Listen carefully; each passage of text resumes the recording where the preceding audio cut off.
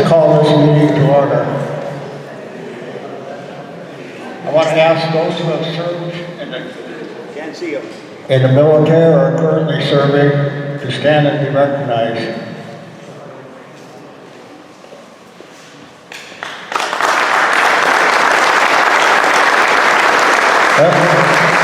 Remain standing, and I want the rest of the members to stand. Will we recite the flag pledge? I pledge allegiance to the flag of the United States of America and to the republic for which it stands, one nation, under God, indivisible, with liberty and justice for all.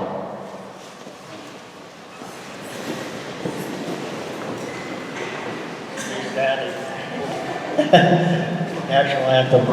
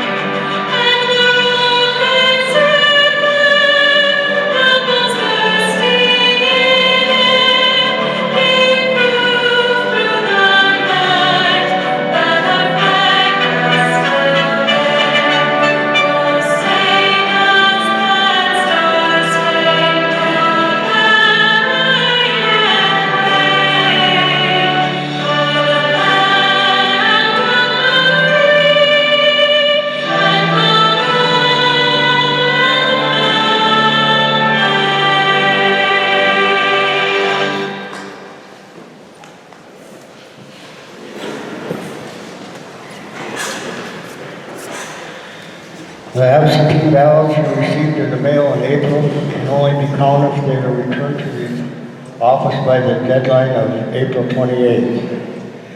The only ballots that will be collected and counted today are those issued during our registration. All voting is now closed.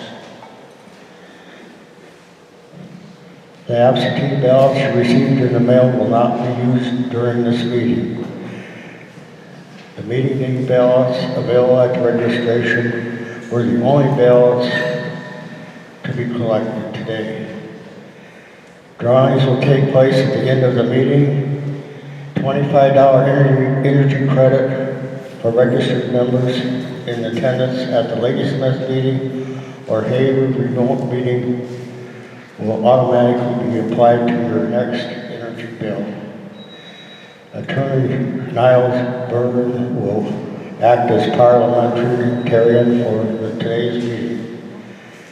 Board Secretary Joe Lawrence will provide a report on registration and quorum.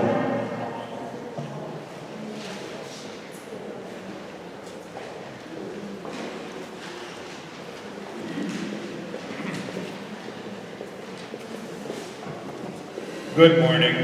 Vicki informed me just a little bit ago that we have 102 members that are registered at the Jump River Electric Co-op's 85th annual meeting. This is a sufficient number to constitute a quorum and hold an official meeting of the membership.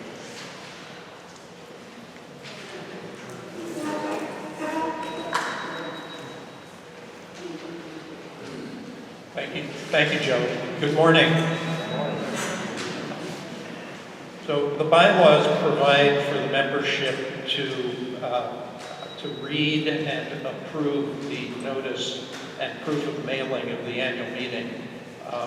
It's a very short, boring document. I can tell you that it provides that the statewide association, Wisconsin Electric Cooperative Association, mailed the notice of meeting to all members on March 30th, providing the required legal notice of today's annual meeting. If there's no objection, we'll simply have, rather than my boring you by reading this, we'll have the minutes simply reflect that by unanimous consent, you waive the reading of the notice of meeting and proof of mailing. Is there any objection to proceeding in that way? Seeing none, we will go on.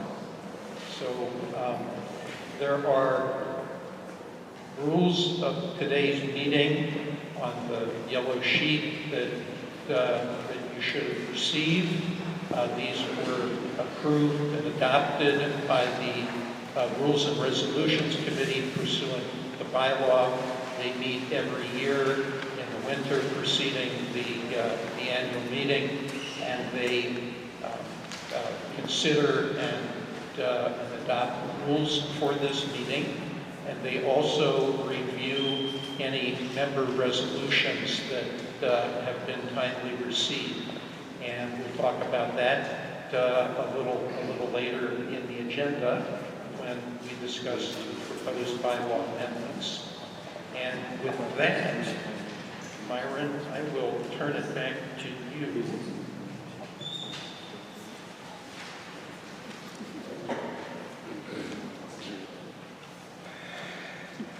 (2022) minute approval.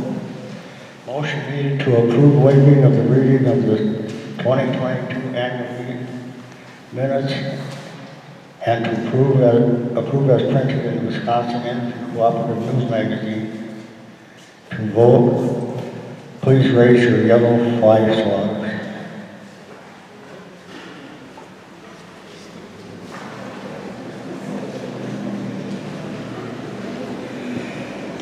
It looks like we have an approval. So, back to Miles.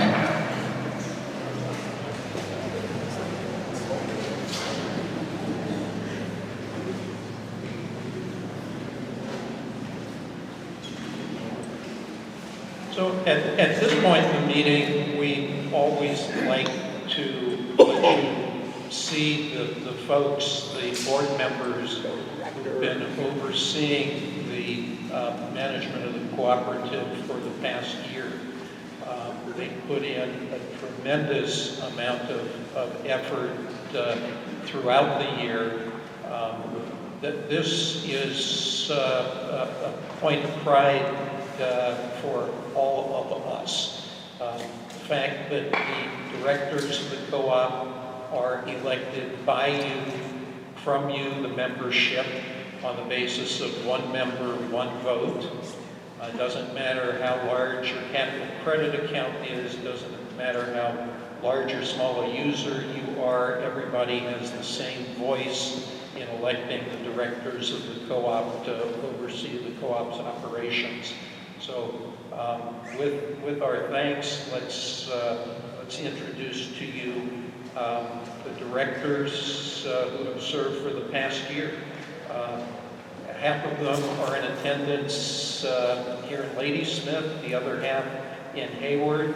I salute the board management for this unique method of conducting the annual meeting, where we have two sites that are equally in attendance at the meeting. So if our directors could stand up as I call your names. District 1 is represented by Jane Wright from Sheldon. District 2, Myron Brooks, Gilman. District 3, Joe Lawrence, Sheldon.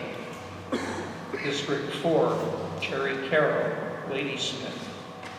And District 5, Bill Van Dorn, Ladysmith. And at the Hayward, thank you all.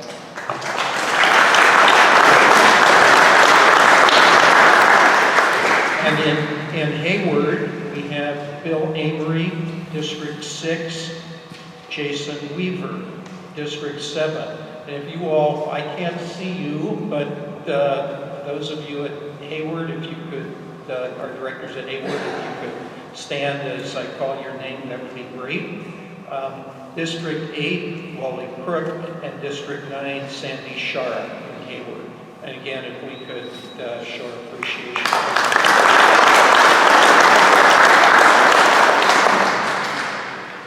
So that process that I described for electing the directors, there are an awful lot of people involved in that process, including the folks who are charged with the responsibility for counting the ballots.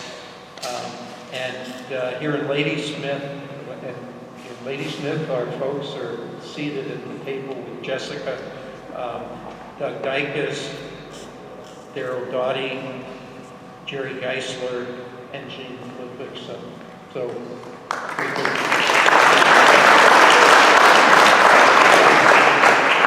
and in Hayward, we have Dolores Brandt, Richard Gilbertson, Kathy Overman, and Vicki Talia. So thank you all also.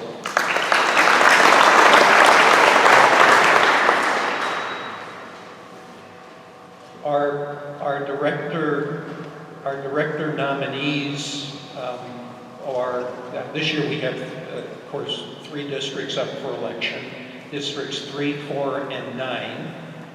In District 3, Joe Lawrence is the only nominee. Joe, you want to stand again, please? I'm not going to invite you to come up and talk in that hotly contested race of yours. In District 4, the nominees are Stephen Jansen, Bill Falsgraf, and Jay Waltz. Could you 3 stand, please?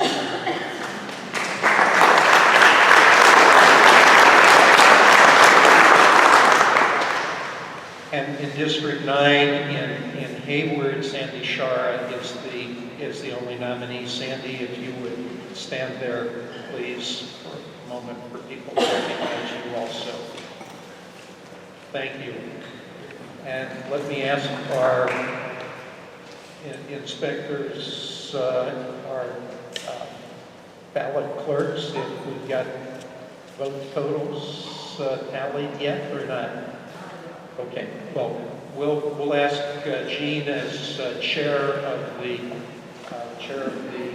ballot clerks to report on the results of those 3 elections a little later in the meeting. And we'll also report on the results of the votes on the 2 proposed bylaw amendments.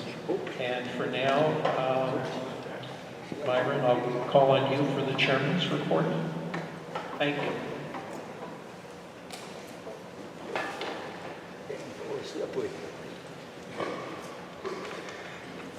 I have 3 subjects I'm going to report on. First, capital credits.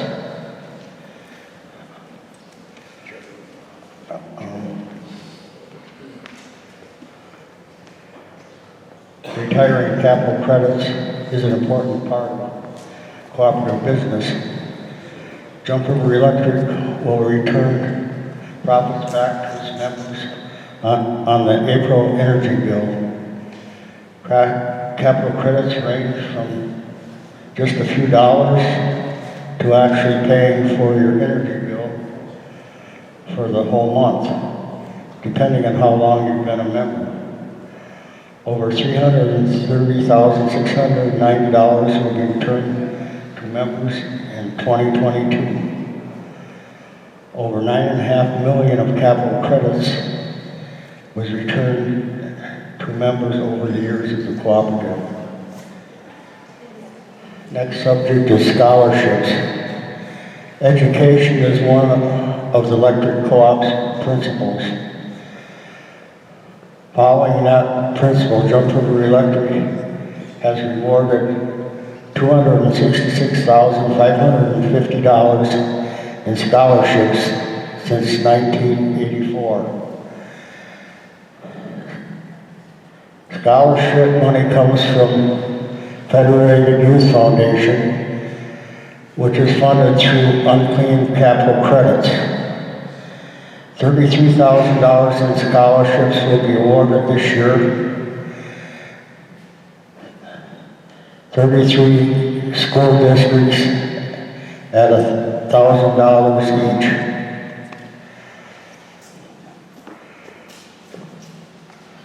'21 high school scholarships, 6 homeschool, 2 LCO community college scholarships, 2 non-traditional scholarships, and 2 line worker scholarships.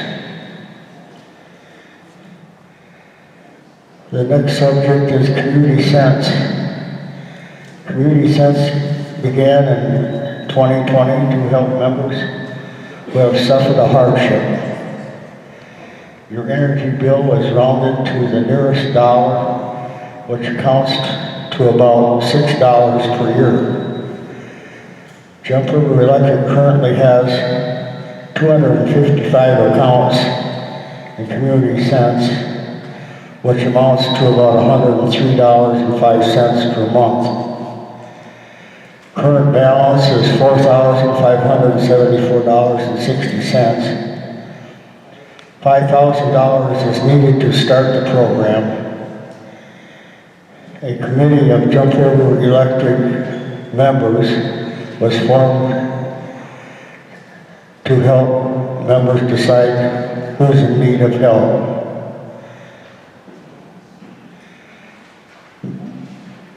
Members can sign up today and at jumpriverelectriccooperative.com by calling the office or completing the sign-up form on the back of your bill. Thank you.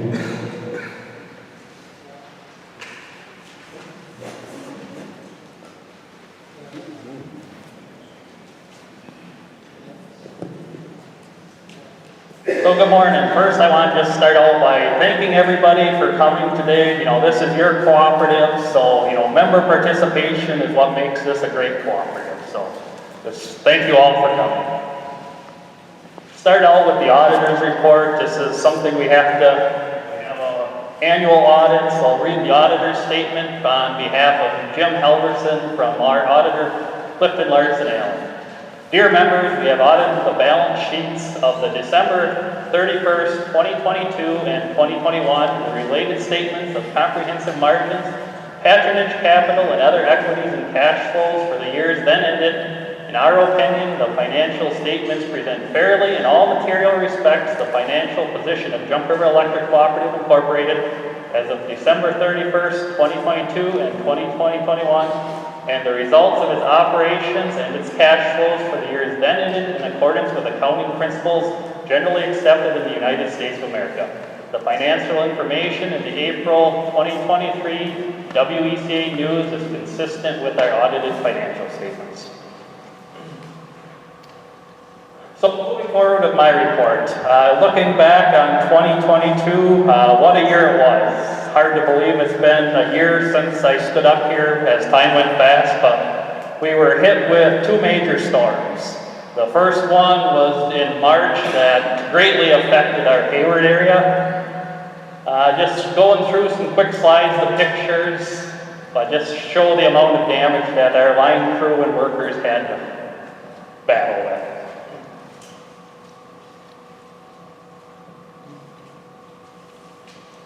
Then we get to December, right before Christmas. Basically our entire system from Hayward down to Gilman were affected by the December storm. For this storm, we did have 7 other cooperatives in, including Dairyland Power, assisting our line crews with restoration of power. So I just thank you all for your patience. The crew worked as hard and, as safely as they could to restore power. I think members were out up to 5 days, but just thank you for your patience as we work to restore.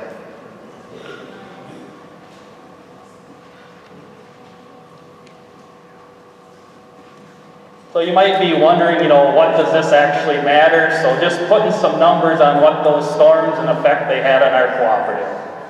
So the March storm cost the cooperative $124,653 worth of expenses. So fortunately, we were able to, with detailed reporting, we were able to take advantage of the Wisconsin Emergency Management Fund. We we were able to recover, almost $52,000 of your money, or, that we didn't have to take of your money for expenses that came from state funding. So, very important, as a cooperative, we're eligible for that and take advantage of that. The December storm, we were looking at almost $500,000 it cost us for that weak storm we had. Just damage from one end of the system to the other. And the great news on that is we actually were just notified from the state last week that we will be receiving $203,581 in funding from the Wisconsin Emergency Management for that storm. So great news for the cooperative that we can reduce your expenses, our expenses, by taking advantage of that state funding. So how your dollar was spent. So this is reflecting on 2022 and the expenses we had at the cooperative. So just to kind of wrap your head around this, 50.73% of our costs at Jump River Electric are for the cost of purchased power. That would be the power that we have to purchase from Dairyland Power so that then we can transmit or distribute it to your homes. But over 50% of all of our expenses come from the cost of purchased power. 33.51% of our expenses is, the distribution expenses. That's, the staff we have on hand, poles, wires, everything that goes into getting power to the meter at your home. Depreciation, 8.91%. Interest, 5.28%, and taxes, 1.57%. But just thought this paints a really good picture that, the main drivers on the cost. Supply chain. You've probably experienced it if you go try to buy a new vehicle, if you go to the grocery store. So the supply chain, since COVID 2020, we are still experiencing issues. Material's hard to get, the cost of material is up, and just really talking to our distributors, there's not really an end in sight for at least the electrical side of supply chain. Just some quick numbers, transformers, every home needs to have a transformer that steps the voltage down to your home. Our transformer costs are up 70% from 2020. Underground cable that we're, to upgrade the system, to put in new services is also up 70%. On average, all other material, poles, hardware, all of that is up 30%. You can just see that that is a huge driver of cost for the cooperative. And also, really one of the main concerns is the lead times of stuff. Before we needed a transformer, we needed wire, we could call up our distributor and have it that week. We are now experiencing 1 to 2 year lead times on some of that equipment. So just a lot more planning has to go into it to just be proactive.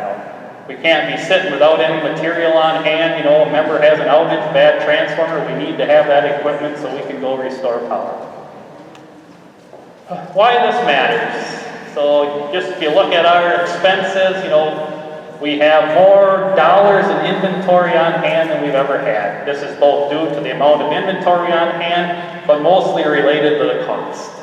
Just the cost of everything is driving our inventory levels to an all-time high. Broadband. So I know it was discussed last year at the annual meeting about, everybody's interest in broadband and what the cooperative is going to do about it. So the board did decide a broadband feasibility study, which was done by NRTC in 2022. So coming out of that feasibility study, the total to bring fiber to every member, we were looking at a capital cost of $61.7 million to bring broadband areas home. So just to put that in perspective, our plant that we've been working on building for 85 years now is at $57 million. So that would have doubled our assets what we had as an electric cooperative. So the board, after discussion, the board did determine it was not a feasible project. As the results of the study, the board made the decision that Jump River Electric should not get involved in the broadband at this time. It wasn't feasible to bring it to everybody's home. So what are we doing to help? We actually just started working with Charter Spectrum down in the Jump River, Gilman area. We drafted up a pole attachment agreement with them, and they will be attaching to our poles down in the Jump River, Hannibal, Westboro area. So, I mean, it's a great project. We're working with them, our operations staff. They are changing out poles to get the required clearance, but I mean, it's great benefit to our members and the cooperative. We're getting, honestly, new infrastructure at call installed with pole replacements at $0 to our members. Plus, we're going to be receiving an annual pole attachment from that. And the members will also get the internet they are looking for. So to me, it's just a fabulous project, and we are going to keep pursuing it, as much as we can to work with other vendors of this nature. Also, I've been in contact with some of the local telephone cooperatives in the area, and just really, I'm here to help. Any way that we can help get fiber to our members, we are there to do it, so. And also, we do offer Viasat satellite internet, so if it's gonna be many, many years before you ever will see fiber, we do have a solution that, it's not a fiber solution, but we do offer a satellite internet solution that will at least get you internet service. Strategic goals. So I guess last month we went through strategic planning with the management staff and the board of directors. So looking forward, here's what we'll be working on going from 2023 and probably the next 3 to 5 years. Here's the direction we will be going. Long-term financials. So you're probably asking, what does that mean? So basically, we're going to look at our financials, come up with a long-range financial plan, and really just, hit our mission statement. Our mission statement says that, we're going to offer sustainable utility services. Sustainable. I want this cooperative to be stronger than it's ever been financially, leave it in a better place. So we're going to be real proactive and improve, the financial stability of this cooperative. Location-based applications, map-based. You're probably wondering, what does that mean? So, probably 5+ years ago, we took all of our paper maps, CAD maps, and converted them to an electronic platform. A lot of that data was, old paper data, so it's hard to, really be spatially accurate with all that. So the board really has put emphasis on this, and we're going to utilize the technologies we have in place, but really the main thing we want to do is if you have an outage, we want it to be recognized and be able to send text alerts for outages, outage restoration, and that cannot be accomplished until our data and map is correct. So the map is all driven off connectivity, so all of your home's meters will be placed on the map with connectivity to the device that feeds it. But that's the ultimate outcome of this. We want to be able to be more communication platform with you, be able to send text alerts as soon as you're out of power, outage alerts when it comes back on. So just really hoping to help you with communication so you know what's going on during outage times. Community collaboration.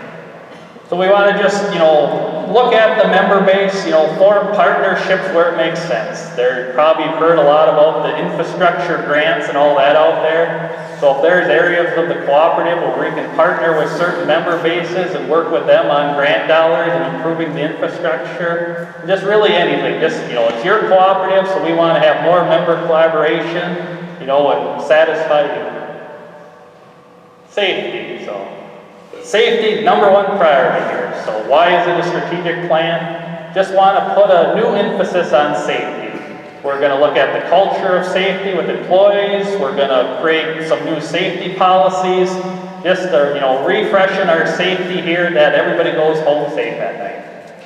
Also, we got back into the safety at the schools, the line crew. Kudos to them. They went out to many, many schools this year and did electrical demonstration for the children at the schools, which went over very well. So, also, we're in the process of, constructing a hotline demonstration so we can do presentations to fire responders, DNR, EMS, just people like that are out there, car hits a pole, the wire's down, what do you do? So just be real proactive about that stuff and get out in front of the members. Electric system reliability.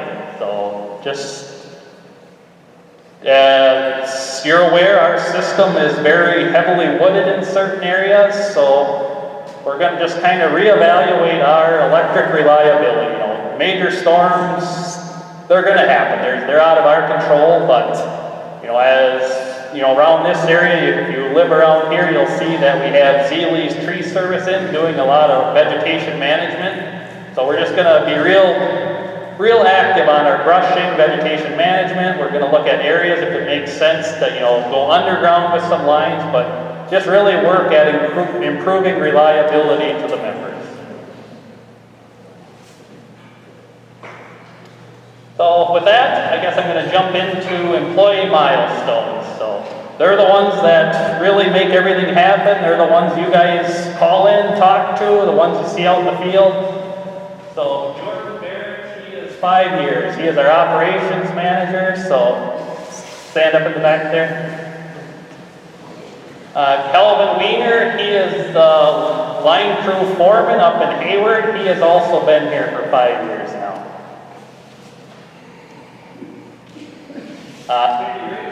She's probably the one you see when you walk in the front door, answers the phone. She is our MSR out of Ladysmith here, so thank you. Jessica Bingham, who is working with the election tellers, she is our work order accountant, so she's working with the operations staff, new services, line rebuilds, all of the accounting that goes behind work order side of it. Jeff Kurtzall, he is our load management meter technician. Many of you probably remember him when we were in the appliance business, so he's very handy to have around the cooperative. Some new hires. 2022 was definitely a year of change. We saw 3 retirements, so we had a lot of vacant positions we had to fill, so very fortunate. I feel we have very knowledgeable, very good people in these positions that are going to take the cooperative into the future. So Craig Gay, he is the line superintendent out of Hayward. Paul Velasquez, he is the fleet and facilities maintenance technician here in Ladysmith, so he runs the whole warehouse here. He works on all the trucks and equipment both here in Hayward, so he has been just doing fabulous. And promotions. So Dawn Zeronis, she has been promoted to the finance manager. And Sebastian, he has been promoted to the accountant. So thank you to all the employees.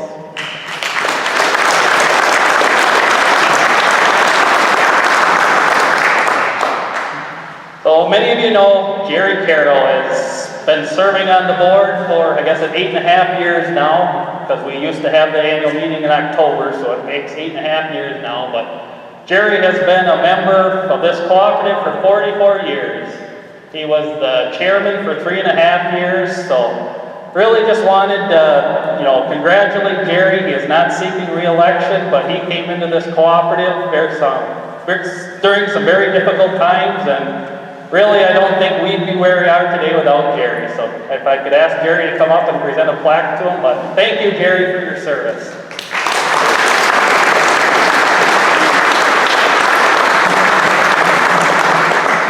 Thank you.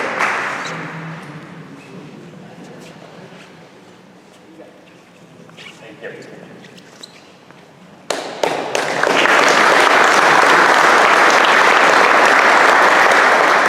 So with that, I guess we have a guest speaker today, Brent Ridge. He is the president and CEO of Dairyland Power, our generation and transmission company.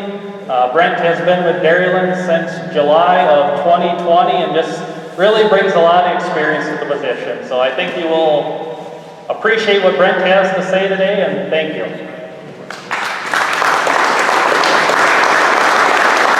Thanks, Brent. Just a doubt.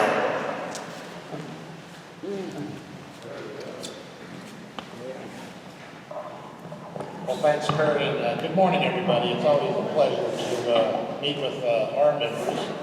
So I always like to start with thanks and gratitude. So first of all, thank you to you. Thank you for being a member of Jump River, and thank you to Jump River for being a member of Dairyland Power. We don't exist without you. I don't exist without you. Do I need to speak a little closer to the mic?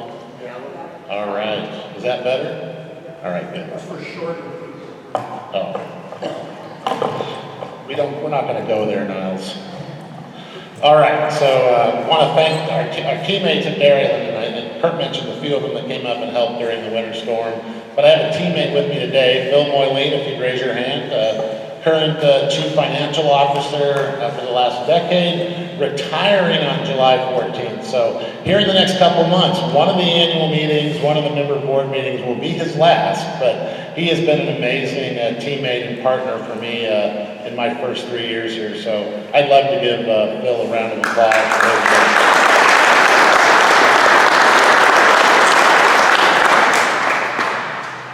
And then we have an organization called the Dairyland Managers Association. Kurt is a member of that, and he's just been a fantastic addition with good advice, good thoughts, bringing your perspective to the table, which is critical. And then, of course, our board of directors at Dairyland, which includes Jane Wright. And Jane also does an outstanding job of bringing the Jump River perspective to Dairyland's boardroom and the decisions that we make. So thank you, Jane. Round of applause for Jane. And being on the Dairyland board is no easy task. I will go through the challenges and the strategic issues that we have at Dairyland, and that board does a great job deciding the resources we have, what support we have, and really setting a strategic direction that I'll talk about a bit today. And then I'll just briefly talk about our service map. So here you'll see where you're located, and this is a little bit different this year. So we have 24 co-ops like Jump River in 4 states. This map now shows our municipal power supply off-takers, and you can see that in the triangles, the squares, and I won't go into the details there, but these are customers of ours that help offset your costs through additional profit and overhead adjustments as well. So we're glad to have those, and right now it's 33 municipals in addition to the 24 distribution co-ops. And as Kurt mentioned, we all have a concern in this business regarding sustainability, and I like what Kurt presented on sustainability. Everything he said is completely spot on. I agree with it 100%. And I'll talk a little bit about my perspective on sustainability. So on this slide, you see sort of the 4 key components for us, and you'll actually hear sort of some of the very same things that you heard Kurt talk about. So first, we've got to be safe and reliable and affordable. A lot of that has to do with investing in our equipment. And of course, our business has changed over the last 10 years, and I've been in this business for over 20 years now. And 20 years ago, a lot less competition, looked a lot more monopolistic, but there is competition out there. There are choices, and so we need to make sure that we are competitive and affordable against that potential next option, and make sure we're providing you the most economic source of energy. Of course, we're focused on the reduction of carbon, but we're not going to do it at the expense of reliability or affordability. So that's a difficult challenge, and I've got some graphs that show you exactly the mountain that we're climbing in that particular area. And then of course we're in, I always like to say when people ask me what I do for a living or what business I'm in, I say I'm in the people business. There's really nothing that we can accomplish without the people on our teams, and that's true at Jump River, it's true on the board, it's true at Dairyland, and it's true in this room.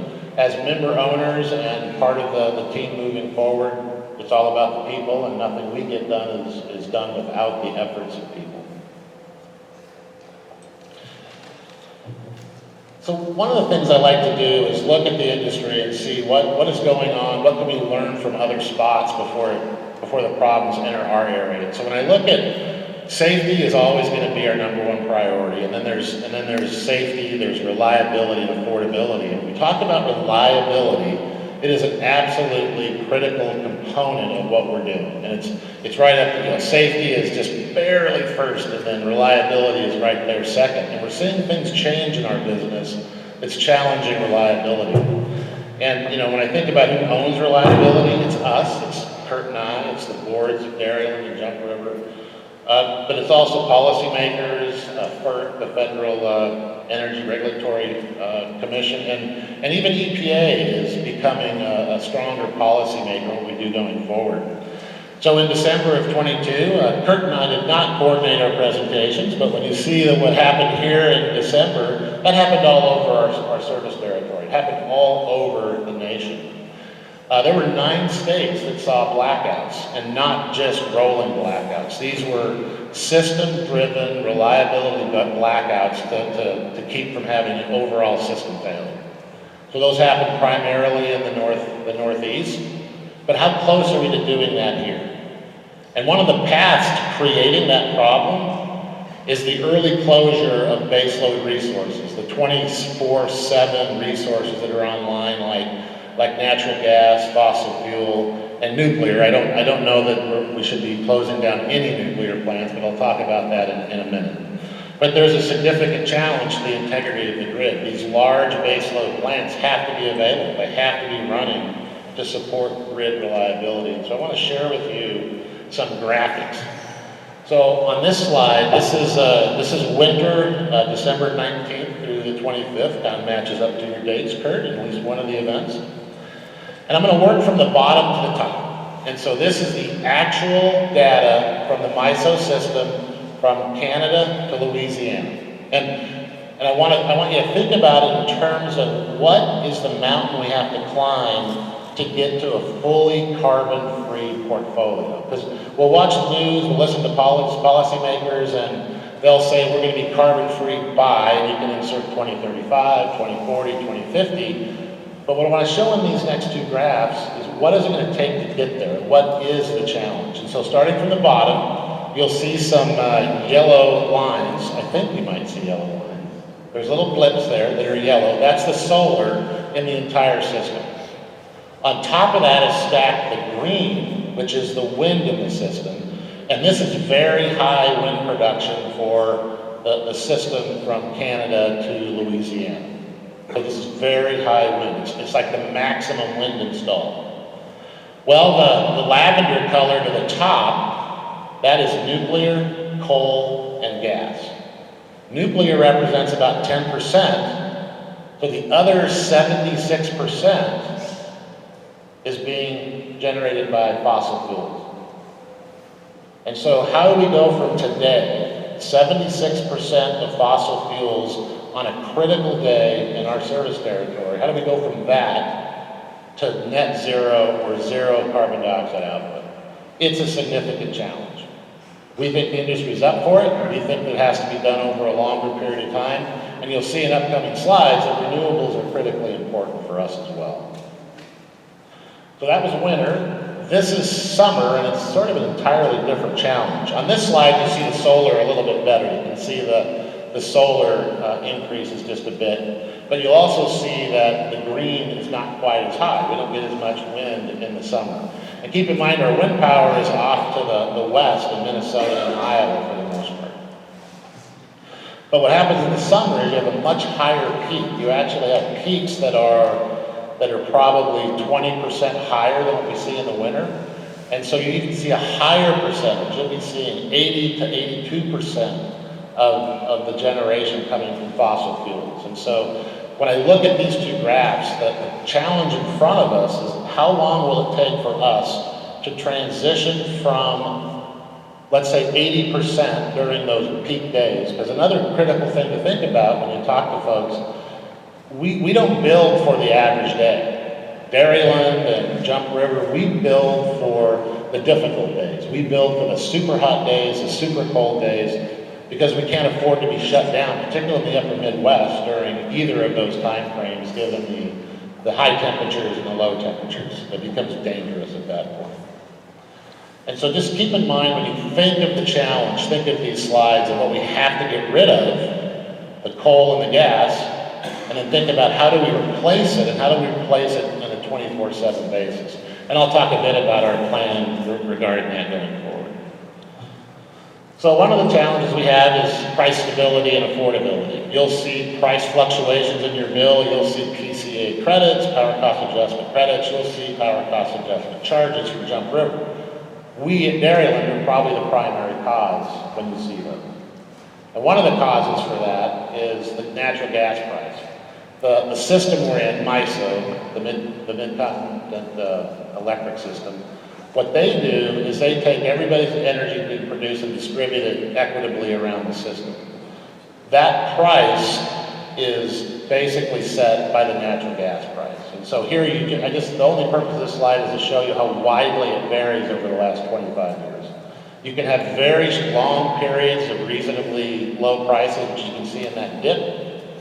But unfortunately, we saw last year, because of lots and lots of reasons that we can talk about, very high spike in gas price.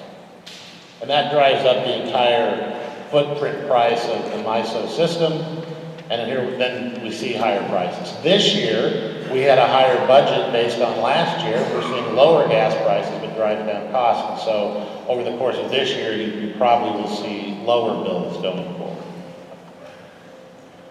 So we are committed to carbon reduction, but we're committed to do it in a reasonable way. If you look at the two light bulbs, it shows from 22 to 32, we're planning to see almost a 50% reduction in our carbon output. You see less coal, more gas, and more renewables. So nothing on this graph says we're going to eliminate fossil fuels. So that's not necessarily aligned with what we're seeing from policymakers. This is the plan that we have. This is the plan that our board supports. And I personally think it's the absolute right way to approach this. I wonder if that has coal on it going to JPM. Sounds like it's going in the wrong direction. All right, so the reality is that we are bought in to lower carbon. We're also bought into doing it in a reasonable way. So let's talk about our generated resources. First, I'll talk about renewables. And one of these resources is not just near and dear to your hearts, it's flat near to our current location, and that's Flambeau Hydroelectric Station. I've had a chance to tour it a couple of times, including yesterday. We have a great staff there, really working hard to benefit our members. You'll see that it's rated at 18 megawatts. That's a big load. That particular generation would meet the load demands of most of our members. But over the last 2 or 3 weeks, with all the water flow, it's actually producing over that, about 20 plus megawatts. It's very low cost, it is renewable, and it does not emit carbon. It is a fantastic resource. And the plant runs pretty well for its age. It was built in the early 50s. So the team there does a great job, and that power benefits our entire service territory. It goes north, it goes south, and it really does drive our rates down a bit. I just wish I had about 50 of these power plants, and I'm coming from the northwest of the United States. We're basically a hydro-based power system up there. I wish we had more hydro. We're looking for ways to get more hydro through various new technologies. But one of the ways we do add hydro to our system, and we just did it in the last month or so, we have agreements with Manitoba Hydro to transmit energy from Manitoba into our system. And I think we'll see that grow over time as renewable energy requirements increase, and as we see price differences between fossil fuels and hydro in particular. So that's something to keep on the radar as we try to grow our hydro footprint. Then we have another plant in Minnesota that we are off-takers of, just a contractual relationship. And then we've got other renewable generation sources, and this is that commitment we have. You'll see wind, solar, landfill gas, both in Wisconsin and Minnesota. And then you'll see the biggest number on here is on the bottom left. This is the newest project that will be online in 2025 called Badger State Solar. It's 149 megawatts of solar. Fortunately, that contract negotiation occurred quite some time ago. The price is very, very beneficial for our membership. But that's not the last big renewable project we'll build. We'll be building 4, 5, 6 of these over the course of the next several years to meet our carbon reduction goals. And that will not include any planned closures of our fossil fuel facilities. And these are those fossil fuel facilities. You see, we have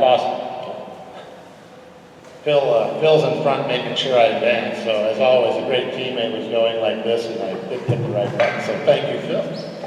So these are the fossil fuel resources. We have them from Madison up to Alma, and we're trying to build a facility in Superior called the Mangy Trail Energy Center. But you'll see this is the vast majority of our capacity. Our peak system load is somewhere around 1,200 megawatts. This matches pretty much the key areas here. What's important about most of these plants, well, all these plants, they will move up and down as the wind goes away and comes on, or when the solar starts and stops. So these resources are meant to be dispatchable, which means they can go up and down to follow the renewables. Because let's face it, with solar and wind, you cannot have dependable 24/7 capacity until storage technology improves. So some new projects, well, not new, that was a Freudian slip. The Mangy Trail project, we've been looking into this for just about 10 years. When I had my first interview, the video interview during COVID, I asked about this project. I couldn't pronounce it, but Niles helped me pronounce the Mangy, so thank you, Niles, that was important. It looked like we were going to start construction in 2020. Well, then it was 2021, then it was 2023. It's now looking like 2024. And what's delaying this? It's the federal permit reform process. And so when you see permit reform in the news from a legislative perspective, that's directly affecting you as our members. This particular power plant will be gas operated. It can also integrate hydrogen. It's also cheaper than any resource that we currently have, and it's available 24/7 and working dispatch like all the other plants. This is the right transition from our fossil fuel facilities we have today to cleaner fossil fuel and then ultimately into nuclear energy, which is where we're going to have 24/7 base load without emitting carbon. And that's really the next slide. To talk about an announcement we made about a year ago is a memo of understanding with a company called NuScale out of Oregon State University. They're developing probably the leading, at this point in time, the leading small modular reactor. And we've started that research. We've started looking into sites potentially. You'll see some things in the news as we start to get closer and closer. But our general philosophy on nuclear right now is to be not on the bleeding edge, but be on the leading edge. And so there's going to be some plants built before we ever start building one for us. But some things have to change. Things have to be licensed through the Nuclear Regulatory Commission, which NuScale has accomplished, so that's good. They're ahead of the process there. But there's 3 more technologies coming up behind them. The other key focus on nuclear is we've got to prove to the country that we can develop them, construct them, and operate them in a cost-effective way, or at least a predictable way. But at some point, when the policy making sort of crashes into the reliability of the system, if folks are going to say we are going to be carbon-free, nuclear right now is the only option for 24/7 dispatchable energy that does not emit carbon. And so we want to be in front of this process, but just a little bit behind the bleeding edge. So we'll have time at the end for questions, and I'll also hang around later if you want to have some dialogue on nuclear or anything I've talked about today. So just to close, everything that I've talked about today is about safe, reliable, and affordable energy. We look at an all the above approach. We think that we need to have renewables, storage, we need to have coal and natural gas transitioning for a number of decades to nuclear, because our fundamental purpose is to be safe, reliable, and affordable. And if that transition is too quick, we're simply going to either not be reliable, which I don't think is optional, or we're going to be very expensive and get unaffordable, particularly for folks that can least afford a high electricity bill. With that, thank you very much. I appreciate the invite. And Kurt, I think we'll be doing questions at the end. Is that right? All right. Thank you very much. I appreciate the time.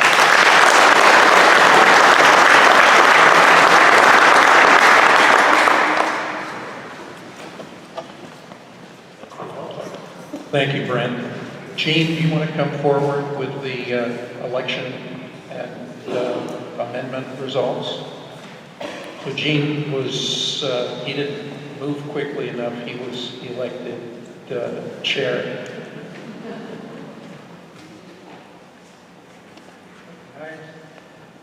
Morning. It's called Pick on the Little Guy. No, I've got the results from the election and stuff here. And first off, in District 3, we have Joe Lawrence. He was, nobody wanted his job, so he's got it back again. With 357 votes from Ladysmith and 11 from Hayward. So that's a total of 368. And then in District 4, there was a three-way race. Steve Jensen came in third with 108 from Ladysmith and 5 from Hayward. And then between Bill Fallsgraf and Jay Waltz was very close. Bill Fallsgraf came in with 167 from Ladysmith, 2 from Hayward, with a total of 169. And Jay Waltz come in with, he's actually going to be, got elected to the board. He had 169 votes from Ladysmith, 3 from Hayward for 172. So that was very close. In District 9, Sandra Skahara was unopposed also. She had 353 from Hayward and 15 from, 353 from Ladysmith and 15 from Hayward. So, and then we have the bylaws. Amendment 1 was not requiring that the annual meeting be on Saturdays, and not that it can't be. For adoption, it passed 376 to 74 against. And bylaw number 2, amendment number 2, was about the recordings of meetings and requirement to retain and post the videos and records. That passed adoption 311 to 146 against. So your next board members then will be Joe Lawrence, Jay Waltz, and Sandra Skahara. So give them a hand. Thank you.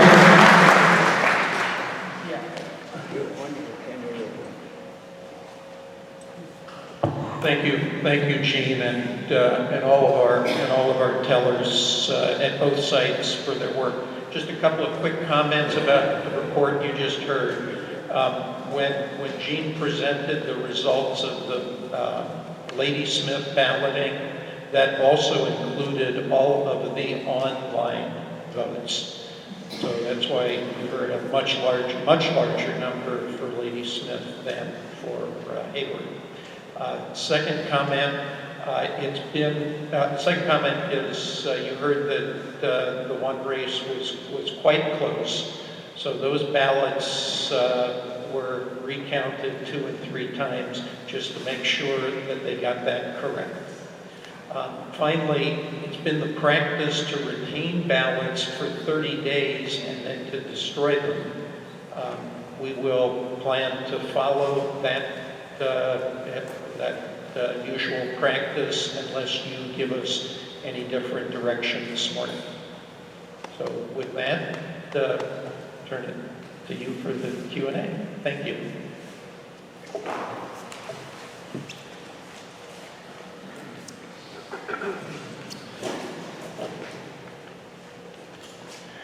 Are there any comments or questions for Kurt Niles or myself?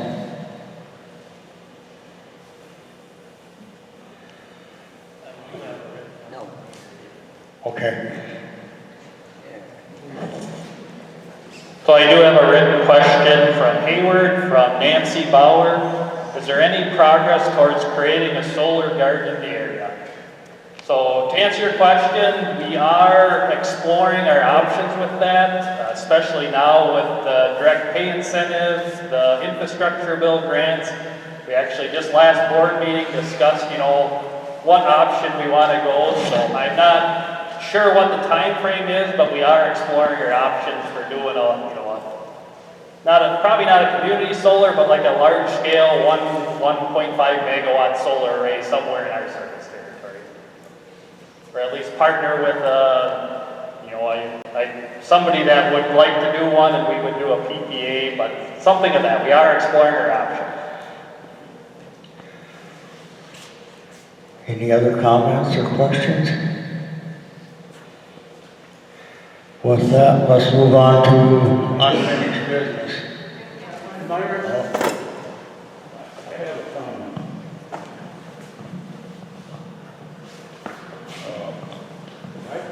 Last year, we talked about Stone Lake Substation. And so here we are again going on about the Menachie gas plant.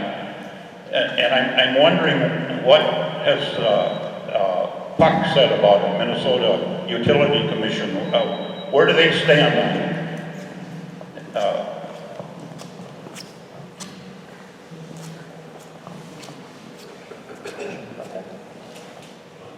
Yeah, thanks for the question. And on the Nemadji Trail regarding Minnesota and Wisconsin, it's completely through the state processes, and it's been heavily litigated in Minnesota all the way up through the Supreme Court. That part is behind us. What's in front of us still is the permitting at the federal level. And I will tell you, it's extremely frustrating. The permit we needed was issued in June of 2021. And then unfortunately, the Sierra Club and the Environmental Protection Agency, which would, I think, say they didn't have any involvement, but I think the record might speak differently. That permit we needed was rescinded by Rural Utility Service, who provides funding for much of the electric co-ops in the United States. And we've been battling to get that permit that was issued once back. And so probably a little more than what you wanted specifically to Minnesota, but our issues right now are at the federal level. So, another question about it. Do you have partners in this Menachie plant? We do have partners. Yes. We are a 50% owner. Basin Electric, another large co-op in the Dakotas that serve both in the upper Midwest and also into the West as well.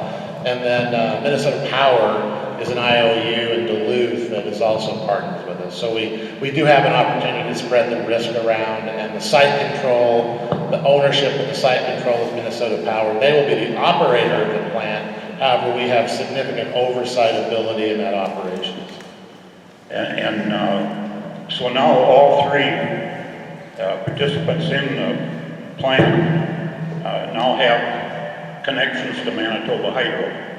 Connections to? Yes, they are connected. To Manitoba Hydro? We have connections to Manitoba Hydro. I don't know about the others. Basin Electric has a connection, and Minnesota Power has a connection. So what we're saying is, here's what happened here. Back when Arrowhead Western was being proposed, they came to our county boards and they told our counties that we could not expand unless we got the Arrowhead Western line. And when our county board members here and in Washburn County and Douglas County found out that they were being lied to big time, they really got upset. And so what did they do? They demanded that we have an off-ramp so that we can have energy here. And we have the off-ramp right in our district for Jump River Electric. And here we are talking about building something else that's a polluter that Minnesota said, absolutely, it's not necessary. And that's the end of my comment. Yeah, and I thank you for that. And I do think I want to address a couple of the comments you made. So first of all, in terms of calling the Nemadji Trail a polluter, it does emit carbon, but let me talk about the big picture a little bit.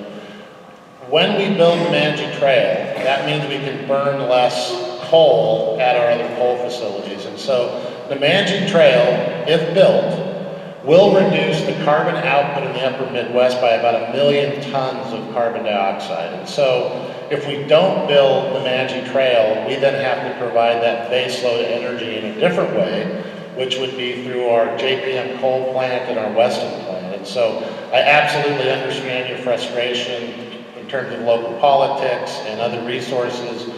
If I had my way, I would be building pump storage and other hydro, but again, the permitting challenges there would just be as nightmarish as we can see. So I do want to acknowledge that NTEC is a fossil fuel facility, but as a result of the construction of the project, our output of carbon dioxide will drop by 1 million tons per year, specifically 987,000 tons. So I absolutely understand your concern. I hear you.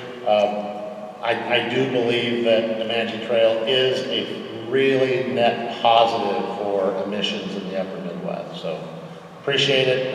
Heard those sorts of concerns before. They're absolutely valid. So thank you for that. I have a different subject. I was wondering, is there any advantage to the float switch on water heaters and heating units anymore? I didn't hear the question. So yeah, the question is about the government restrictions on the dairy water heaters, is that correct? So yeah, I mean, that's totally out of our control. That's a government regulation that the manufacturers can't manufacture the large dairy water heaters anymore, so. No, but I mean, is there an advantage to us keeping load management switches, out for power for being able to shut our electric water heaters off? Just for the free parts and labor on your water heaters, that would be the advantage to you yet. Okay.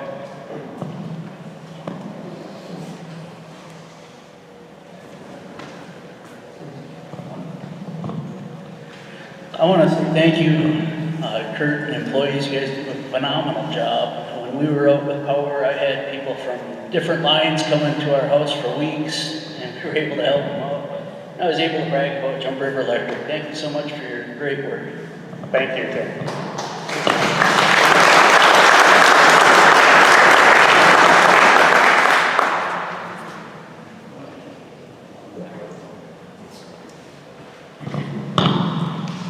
Jim Falls Power Plant, you're talking about your hydro plants here.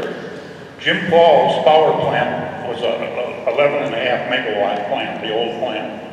So they rebuilt the plant.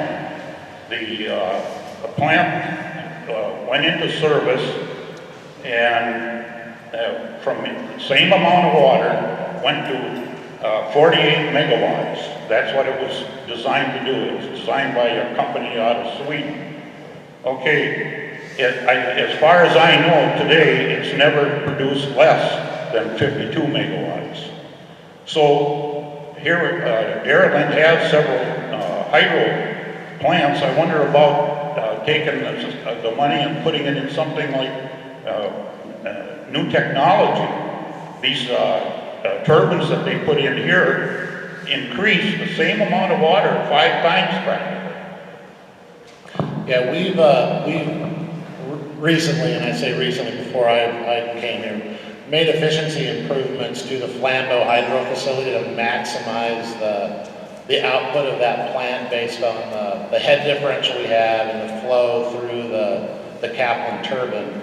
The challenge we have is when we went through the re-permitting process, and there was actually flow restrictions and level restrictions on the reservoir. So as much as I'd like to squeeze more megawatts out of those facilities by making greater investment, which I would do it tomorrow if we could, the permitting does give us some significant limitations on what we can do with the reservoir level and how much flow we can run through the turbine and how much we have to flow through the spillways. So again, I'm 100% aligned with you. I went to school to be a civil engineer to build dams, and in 1990 that turned out to be a very bad decision in the United States of America.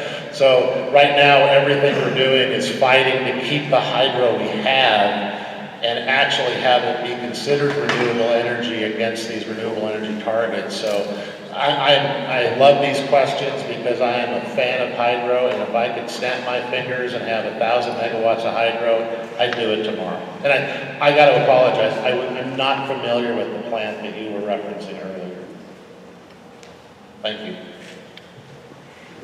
On 50% of your costs at least, I should get more than 2 questions.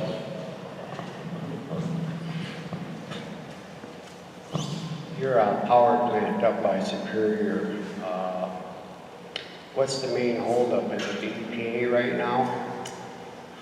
It's litigation by the Sierra Club and a couple of other organizations that are suing the project for any number of things, but it's always sort of driving to make sure that the RUS, the U.S. Department of Agriculture, are unwilling to issue the final permit because they're concerned about litigation. In fact, I think they want us to be litigation-proof, which we are never going to be. I've been in this business for 22 years. I've been in business in general for 32 years, and I think in those 32 years, I've probably been continuously sued by interveners on about anything I've tried to do. And what we do, just so you know, we're just not throwing good money after bad. We look at the project with every delay, every cost increase, and ask this question: if we build it under the current situation, does it lower the cost to our members? And or does it increase reliability of the system? And right now, even with the delays and the increased cost, it is our best option. And I would sit here and love to say I'm building a nuclear plant tomorrow. Right now, it's expensive and it's uncertain. The gas plant has a lot more certainty to it, and I know it is going to reduce our carbon output. Did that help? A little bit, but I was wondering, when did these political delays start? Well, probably in 2014, 15. And so there's been delays through the Minnesota Commission, as previously mentioned. That was litigated for quite some time. That was a delay. So that was a state level delay. We've now entered into the process of where we have a federal delay. And it's very consistent. It's consistent on this project. It's consistent on a transmission project we're doing, moving renewable energy from Iowa into Madison and Milwaukee. Very similar challenges there on a different matter, but kind of the same people suing us. Have I gotten closer to the answer? Yeah, I was just wondering if it was politics the last few years that kind of put a halt to it. And you know, I agree, water power is great, but what happens when you've got a dry year and all this? You know, that happens. And I hope that project goes through up there because we need a reliable power. Yeah, thank you. I couldn't agree more. And I think when I think of the project and all the benefits it has, it perfectly suits the transition away from coal. I also, just to be very direct, our coal plant in Alma, Wisconsin is probably going to be the last coal plant operating in Wisconsin. We're not going to be operating in the same way as an IOU from a renewable increase perspective. We're going to do it more slowly and more reliably.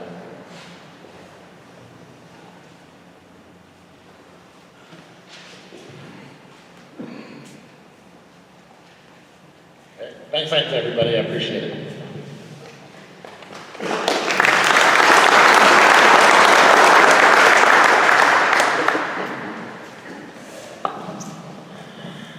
Is there any new business?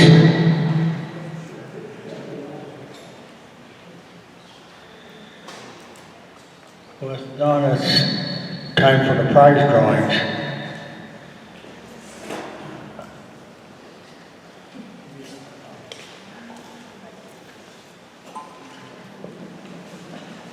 So yeah, both members registered here today and up in the Hayward office are eligible for these prize drawings. The $500, so everybody has a chance. We're doing the grand prize first, just so everybody has an opportunity at that one.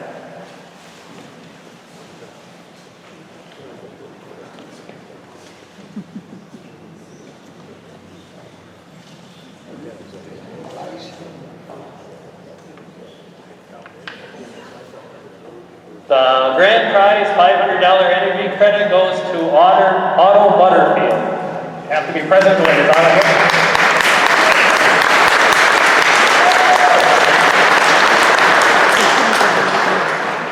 Now these will be $100 energy credits. Put your name down. Put your name.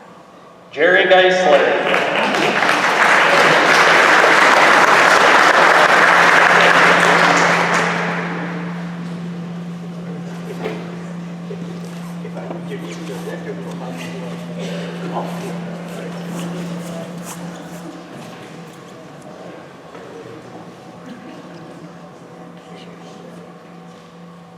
Dolores Stanasha. Dolores in Hayward or present here? She's in Hayward. Is she? Yeah, she's in Hayward. Okay.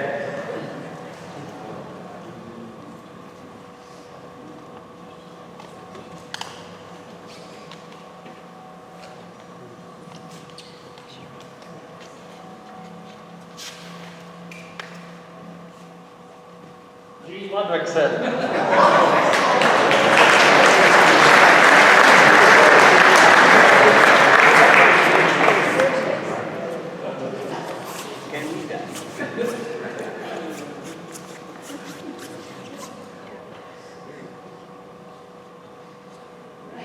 Mike Schaefer.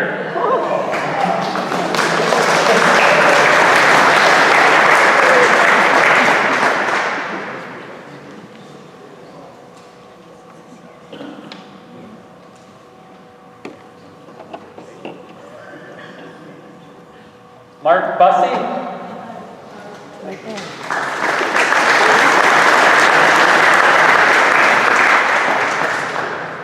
Is that it? One more?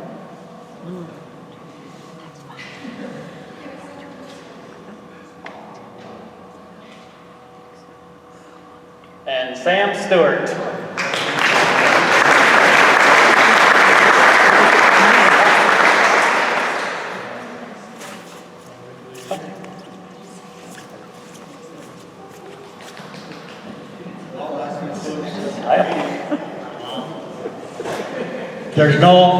If there's no objection, meeting is adjourned.